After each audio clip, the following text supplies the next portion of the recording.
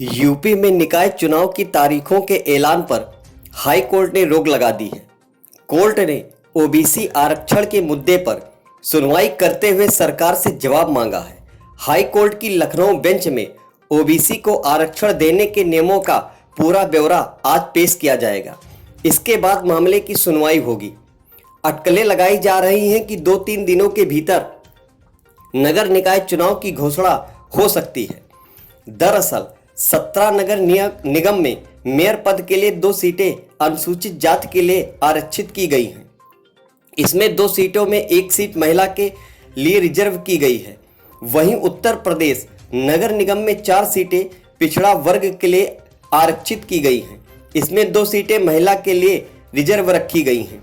आपको बताते चलें कि जनहित याचिका की सुनवाई के दौरान न्यायालय ने कहा कि प्रथम दृष्टया हमें लगता है कि यदि राज्य सरकार उच्चतम न्यायालय द्वारा तय की गई प्रक्रिया को अपनाना चाहती तो 5 दिसंबर को जारी ड्राफ्ट नोटिफिकेशन में ओबीसी सीटों को शामिल नहीं किया जाता, क्योंकि ओबीसी सीटों को तभी अधिसूचित किया जा सकता है जब तक कि ट्रिपल टेस्ट औपचारिकता को पूरा न कर लिया जाए।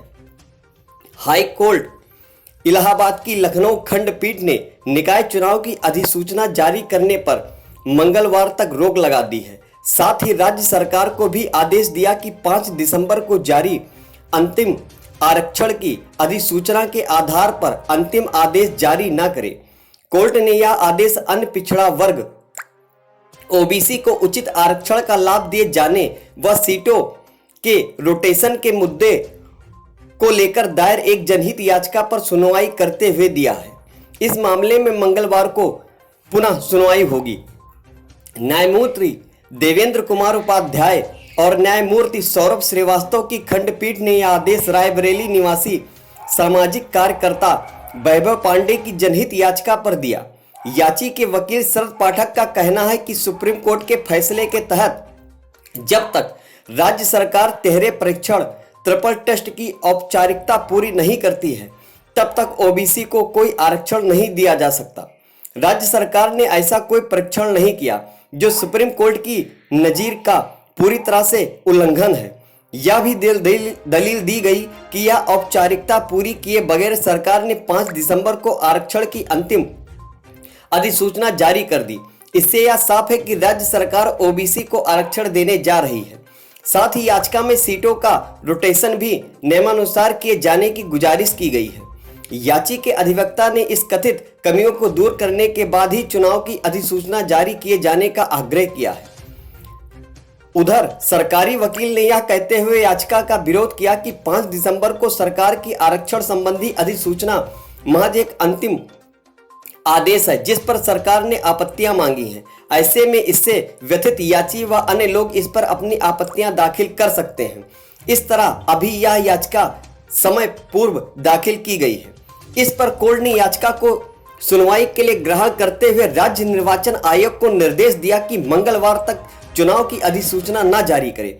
साथ ही कोर्ट ने याची व अन्य व्यथित लोगों को ईमेल के जरिए प्रश्नगत 5 दिसंबर की अधिसूचना पर आपत्तियां दाखिल करने की अनुमति दे दी है। आरक्षण का निर्धारण होने के बाद चुनाव कार्यक्रम तैयार करेगा चुनाव आयोग। आपको बताते चले कि निकाय चुनाव की तारीखों की घोषणा 15 दिसंबर के बाद की जा सकती है। राज्य निर्वाचन आयोग को नगर विकास विभाग की ओर से निकायों के वार्ड महापौर और निकाय अध्यक्षों का आरक्षण निर्धारण का इंतजार है। हालांकि हाई कोर्ट ने निकाय चुनाव के मामले में दाखिल एक याचिका के चलते मंगलवार तक अधिसूचना जारी करने पर रोक लगा रखी है।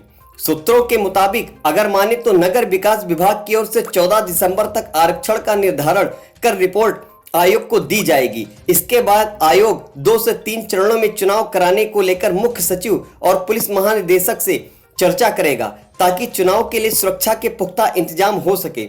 इस तरह आयोग को चुनाव कार्यक्रम जारी करने में 2 से 3 दिन का समय लग सकता है।